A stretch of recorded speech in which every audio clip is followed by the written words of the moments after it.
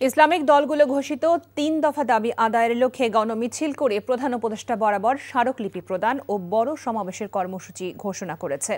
আজ রাজধানী পুরানা পল্টনে খেলাফত মজলিসের কার্যালয়ে অনুষ্ঠিত এক যৌথ সংবাদ সম্মেলনে এমন কর্মসূচি ঘোষণা করা হয়।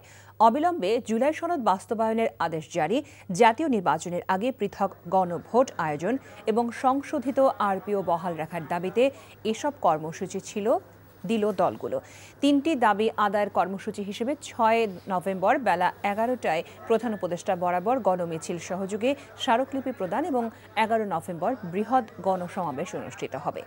সিদ্ধান্ত গ্রহণে বৃহৎ দলগুলোর মধ্যে আলোচনা করার জন্য উপদেষ্টা পরিষদের পক্ষ থেকে আজ যে আহ্বান জানানো হয়েছে তাকে ইতিবাচক বলে উল্লেখ করেন জামায়াতে ইসলামের নায়েবে আমির সৈয়দ আব্দুল্লাহ মোহাম্মদ তাহের।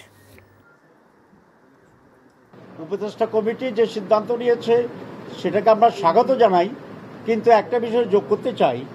কারণ হচ্ছে উপদেষ্টা পরিষদ যদি এটা মনে করে যে তাদের আর কোনো দায়িত্ব নাই, তারা কিছুই করবে না, দলগুলি মিলে করবে, তাহলে এখানে একটা রেফারির অভাব হতে পারে।